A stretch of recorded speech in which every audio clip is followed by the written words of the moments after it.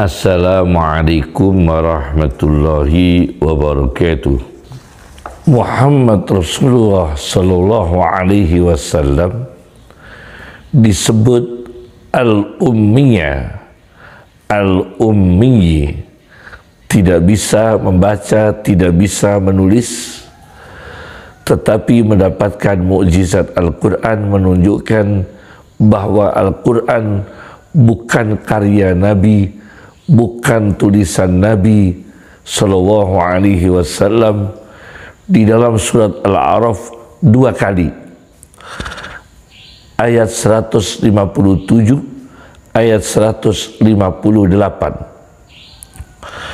Sedangkan orang-orang yang ummiyun dalam Al-Quran disebut 1 kali, yaitu orang-orang yang tidak bisa membaca dan menulis. Sedangkan al-ummiyin itu dalam Al-Quran 3 kali. Seorang pakar Al-Quran dari Universitas Al-Azhar Mesir, Al-Syeikh Muhammad Abdul Azim Az-Zarqani, dalam karyanya Manahilul Irfan fi Ulumil Quran di jilid 1 halaman 367, beliau mengatakan bahwa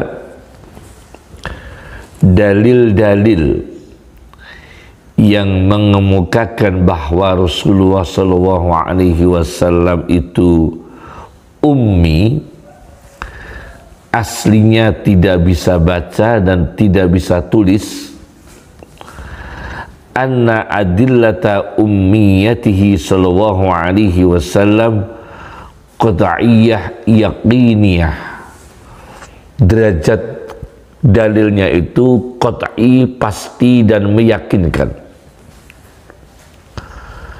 Maka kita berakidah bahwa Rasulullah sallallahu alaihi wasallam itu ummi, memang tidak bisa baca dan tidak bisa tulis. Kemudian mengenai dalil-dalil yang mengatakan bahwa Rasulullah bisa baca tulis, wa anna adillata kaunihi kataba, dan sesungguhnya dalil-dalil yang mengatakan Nabi bisa menulis, wa hatta biyaminih, bisa menulis dengan tangan kanannya, donniyah, itu derajatnya don, masih terduga, masih tingkatan disangka, belum yakin dalilnya. Dan tidak ada satupun ulama yang mengatakan dalil Nabi bisa menulis itu dalil qat'i. Tidak satupun ulama mengatakan begitu. Walam yadda'i ahadun annaha qad'iyyatun yaqiniyah. Maka ulama yang mengatakan Nabi bisa menulis itu dimaknai pada akhirnya, pada akhir hayat beliau memang ada yang mengatakan Nabi bisa baca, bisa menulis. Tetapi proses wahyu turun yang cukup lama itu Nabi ummi, tidak bisa baca, tidak bisa tulis, untuk meyakinkan kepada umat manusia bahwa wahyu Al-Quran itu bukan karya Nabi, bukan tulisan Nabi, bukan rekayasa intelektual Nabi, tapi murni 100% wahyu dari Allah Subhanahu wa ta'ala. Nah, yang pada akhirnya saja ada yang mengatakan akhir hayat Nabi, Nabi bisa membaca, bisa menulis. Maka Muhammad Abdul Azim Az-Zarqani dalam Manahilul Irfannya mengatakan, wa an nahmila adillata kitabatihi ala ukhrayati khalatihi, kita memantaskan, kita menafsirkan dalil-dalil Nabi bisa menulis itu ala ukhrayati khailatihi. Kita tafsirkan pada akhir-akhir ukhrayati khailatihi, akhir-akhir kondisi Nabi Shallallahu Alaihi Wasallam. Misalnya yang menguatkan Nabi tidak bisa baca, tidak bisa menulis adalah sabda Nabi sendiri Shallallahu Alaihi Wasallam. Juga dikemukakan Muhammad Abdul Adim di Manahilul Irfan jilid 1 halaman 366. Rasulullah Shallallahu Alaihi Wasallam mengatakan, inna ummatun ummiyah la naktubu wa la nahsubu. Kita ini umat yang ummi, tidak bisa baca, tidak bisa nulis. La naktubu, kita tidak bisa menulis. Wala nahsubu, kita tidak bisa berhitung.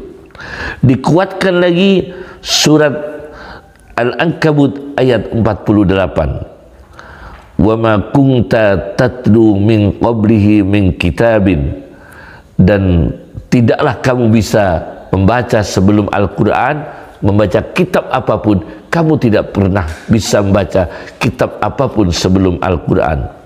Wa ma kunta tatlu min qablihi min kitabin wa la takhutuhu biyaminika, dan kamu tidak menulis Al-Quran dengan tangan kananmu, tidak pernah menulis kitab apapun dengan tangan kananmu. Idzal lartabal mubtilun, kalau sampai kamu itu bisa membaca sebelum Al-Quran diturunkan dan bisa menulis sebelum Al-Quran diturunkan, lartabal mubtilun, maka akan terjadi keraguan-keraguan. Orang-orang yang batil akan meragukan validitas kesahihan Al-Quran sebagai wahyu semata dari Allah Subhanahu wa Ta'ala. Pada akhir-akhir Nabi bisa membaca itu memang disebutkan di halaman 365 di Manahilul Irfan fi Ulumil Quran jilid 1, mengambil dari riwayat Ibnu Abi Syaibah dan lainnya. Dikatakan di sini, ma mata Rasulullah sallallahu alaihi wasallam hatta kataba wa qara'a. Tidaklah Nabi meninggal, yakni sebelum meninggal, hatta qara'a. Ma mata sallallahu alaihi wasallam, tidaklah Nabi sallallahu alaihi wasallam wafat, yakni sebelum wafat, hatta kataba, sehingga bisa menulis, wa qara'a, dan bisa membaca. Itu masalah satu. Masalah yang kedua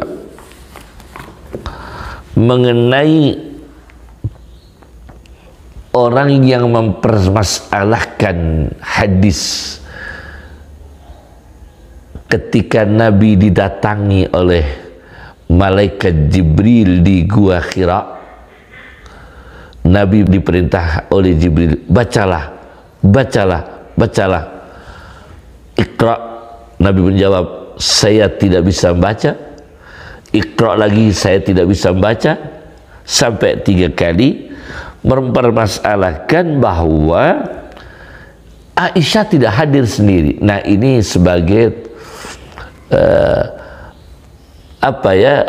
argumen yang sangat tidak logis dalam tradisi hadis. Karena Aisyah itu menginformasikan dengan kualitas Aisyah itu sendiri sebagai rawi yang terpercaya, yang disaksikan oleh ulama dunia sebagai wanita yang valid, tidak pendusta. Bisa dibaca dalam berbagai karya ilmiah. Yang terbaru sekarang adalah karya Dr. Muhammad Akram An-Nadwi tentang wanita-wanita ahli hadis dunia, diantaranya Aisyah radhiyallahu anha. Itu terdiri dari 43 jilid. Kami punya di sini kitab itu. Nah, kemudian sebelum menguraikan ke Aisyah, Al-Imam Bukhari itu mengemukakan beberapa rawi yang kualitasnya sangat hebat, yang sangat diakui kejujurannya. Ada Imam Bukhari dari gurunya Yahya bin Bukair, Yahya bin Bukair dari gurunya Lais, Lais dari gurunya Uqail, Uqail dari gurunya Ibnu Syihab, Ibnu Syihab dari gurunya Urwah bin Zubair, Urwah bin Zubair dari Aisyah, baru menceritakan tentang Rasulullah SAW didatangi oleh malaikat Jibril di Gua Hira, dan malaikat Jibril mengatakan, "Iqra, bacalah." Nabi mengatakan, "Aku tidak bisa membaca." Ini 3 kali. Bagaimana? Fathul Bari menjawab, Ibnu Hajar Al-Asqalani dalam karyanya Fathul Bari, Syarah Sahih Bukhari, jilid 1, halaman 28, 29, 31, hadis nomor 3, beliau mengatakan, bacalah. Kata orang yang tidak percaya, orang nggak bisa baca masa disuruh baca. Nah, ini orang yang sangat pendek pola pikirnya. Ya, ini orang yang sangat pendek cara berpikirnya dan sangat sempit cara menguraikan suatu kasus. Masa Jibril memerintahkan Nabi membaca sedangkan Nabi tidak bisa membaca? Pasti Nabi bisa membaca. Maka Jibril mengatakan, bacalah. Ini Anda tidak merenungi tentang jawaban Nabi sendiri. Nabi mengatakan, saya tidak bisa baca. Kenapa Anda mengatakan Nabi bisa membaca? Nabinya sendiri mengatakan saya tidak bisa membaca. Tapi kenapa Anda memperkirakan Nabi bisa membaca? Nah, ini tidak logis, ya. Ibnu Hajar Al-Asqalani mengemukakan, menjawab pertanyaan itu. Kita jawab dengan Ibnu Hajar Al-Asqalani mengatakan, sama dengan Iqra bismi rabbika. Nabi diperintah Allah, bacalah dengan nama Tuhanmu. Di sisi lain Allah menciptakan Nabi tidak bisa baca, tidak bisa menulis. Nah, skenario Allah, meskipun Nabi tidak bisa baca dan tulis, tapi Allah memerintahkan Iqra bismi rabbika. Yakni apa? La taqra'hu biquwwatika. Janganlah kau baca Al-Quran mengandalkan kekuatanmu. Kamu tidak punya kekuatan. Wala bima'rifatika. Dan jangan mengandalkan pengetahuanmu. Kamu tidak punya pengetahuan tulis menulis baca membaca. Lakin bihauli rabbika, tetapi dengan daya dari Tuhanmu, wa i'anatihi, dan pertolongan dari Tuhanmu, fahuwa yu'allimuka, maka Tuhanmu langsunglah yang mengajarkan kamu membaca menulis, yakni tanpa belajar sebelumnya. Jadi dipahami dulu, ya. Cukup. Masalah yang ketiga, hujjah yang menguatkan Nabi memang tidak bisa membaca dan tidak bisa menulis. Nah, ini dikuatkan oleh pemikiran Fakhruddin Ar-Razi dalam tafsirnya Mafatihul Ghaib Ar-Razi, jilid 5, halaman 25. Jilid 5, halaman 25. Di antaranya Rasulullah SAW bisa membaca Al-Quran dengan susunan yang tidak bisa ditandingi oleh seluruh sastrawan dunia, baik dari manusia dan jin. Min ghairi tabdili al-fadih. Nabi tidak bisa merubah kosakata Al-Quran. Wala taghyiri kalimatih. Tidak bisa merubah kalimat-kalimat Al-Quran. Sedangkan orator, seorang penceramah, wal khatib minal Arab, idar tujila, bacanya idar turjila karena sebutannya itu murtajal. Seorang penceramah dari orang Arab sudah level murtajal. Murtajal itu adalah improvisasi.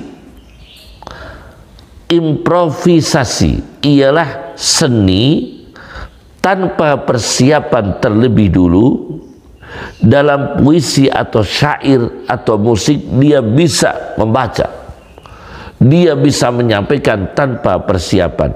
Itu improvisasi, spontanitas, itu murtajal.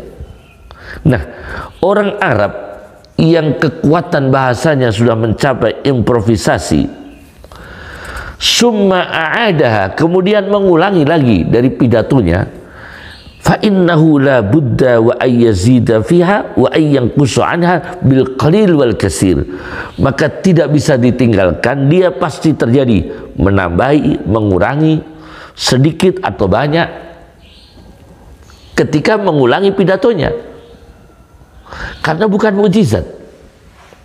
Orang Arab sastrawan, dia pidato spontanitas, improvisasi tanpa direncana. Panjang lebar. Nah, dia mengulangi pidatonya lagi, ada yang kurang, ada yang tambah, sedikit atau banyak. Nah, karena Nabi SAW tidak bisa menulis, tidak bisa membaca, maka Nabi yatlu kitab Allah. Nabi membaca kitabnya Allah min ghairi ziyadah, tidak bisa menambah, wala nuqsan, tidak bisa mengurangi, wala taghyir, tidak bisa merubah. Ini menguatkan mukjizat Al-Quran dan mukjizat Nabi Sallallahu Alaihi Wasallam. Inilah pendapatnya Fakhruddin Ar-Razi. Masalah keempat, contoh empiris orang yang diperkirakan ummi, tidak bisa baca tulis, tapi mempunyai kekuatan khariqul adat, luar biasa, tapi tidak seperti Nabi, tidak seperti Rasulullah SAW.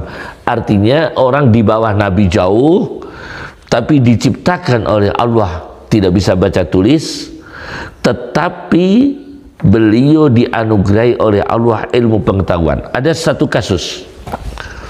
Masalah keempat, saya baca dalam karya Profesor Dr. Baharuddin Lopa, SH, Al-Quran Hak Asasi Manusia, di halaman 154-155. Beliau mengemukakan ada satu keluarga di Mesir yang memiliki satu anak cacat, dilahirkan dalam keadaan buta. Nah ini, dia lahir keadaan buta, jadi lahir keadaan buta. Sekolah tidak ada yang menerima karena tidak ada fasilitas untuk tempat pendidikan orang-orang yang cacat buta. Mungkin belum ada buku-buku braille. Nah, sekolah-sekolah di Mesir pada umumnya menolak.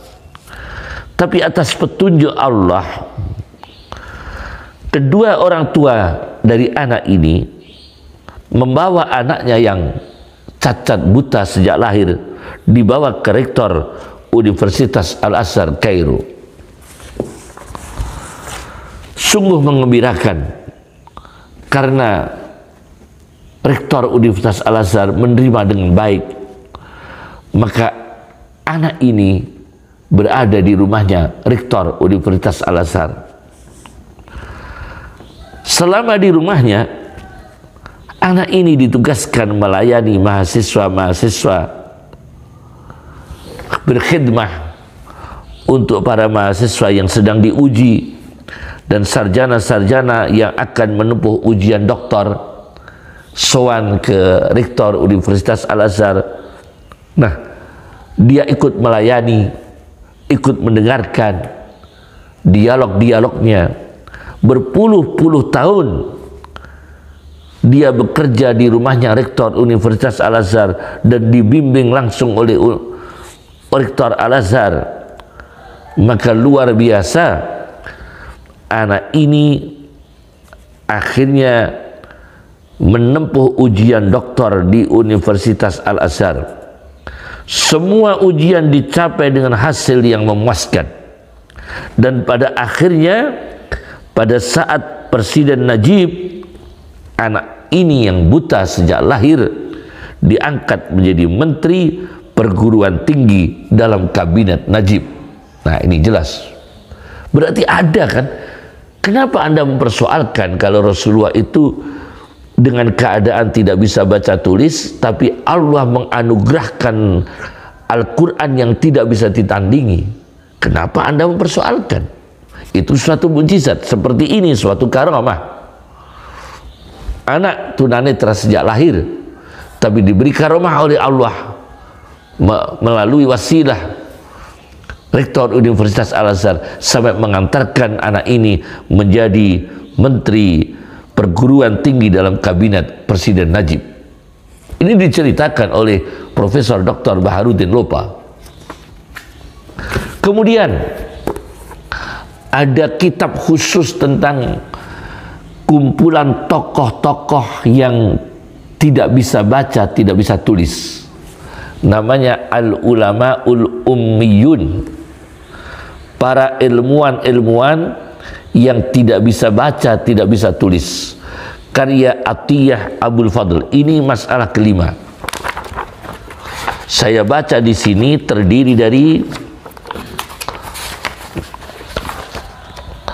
Al-Qudat, para hakim-hakim yang buta huruf. Kemudian Al-Udaba, sastrawan yang buta huruf, tidak bisa baca tulis. Az-Zuhad, orang-orang zahid, sufi yang tidak bisa baca tulis. Al-Muhaddisun, pakar-pakar ahli hadis yang buta huruf, tidak bisa baca tulis. As-Siyasiyun, para politikus. Al-Fuqaha, para ahli fikih. Nah, dikumpulkan tokoh-tokohnya dalam sebuah kitab Al-Ulama'ul Ummiyun, data-data ulama yang tidak bisa baca, tidak bisa menulis, karya Atiyah. Di antaranya adalah Ad-Dabbas, guru daripada Syekh Abdul Qadir Al-Jailani. Kemudian Ali Al-Khawas,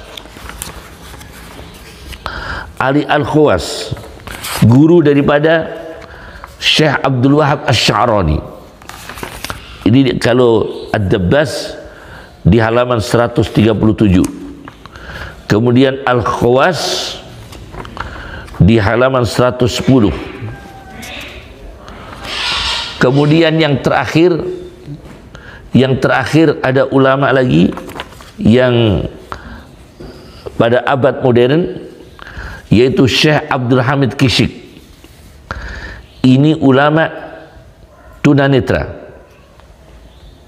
Beliau ini yang direkam pidatonya lebih dari 2000 pidato selama pidato 40 tahun. Tidak ada satu kesalahan dalam bahasa Arabnya. Duna ayyukhti'a marratan wahidah fil lughatil arabiyyah.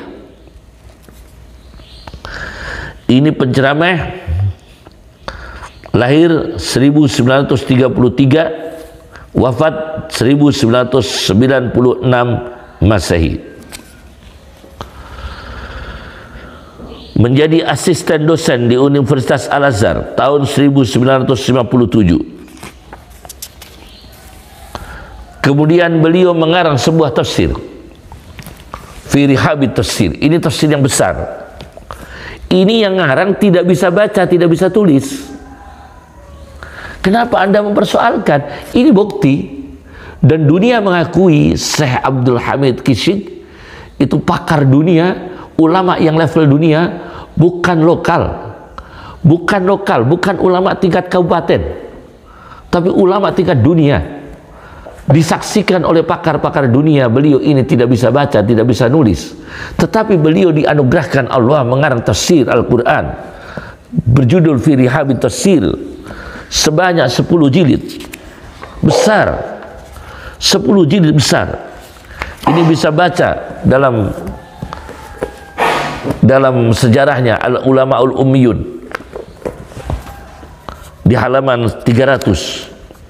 Dan akhirnya beliau wafat keadaan sujud pada hari Jumat 26 Rajab 1417 Hijriah, bertepatan 6 Desember 1996 Masehi. Karena beliau sebelumnya selalu berdoa kepada Allah, ingin wafat dalam keadaan sujud. Ini masalah yang kelima. Masalah yang kelima adalah data-data empiris tokoh-tokoh yang tidak bisa baca tulis tapi dianugerahkan ilmu pengetahuan yang luar biasa.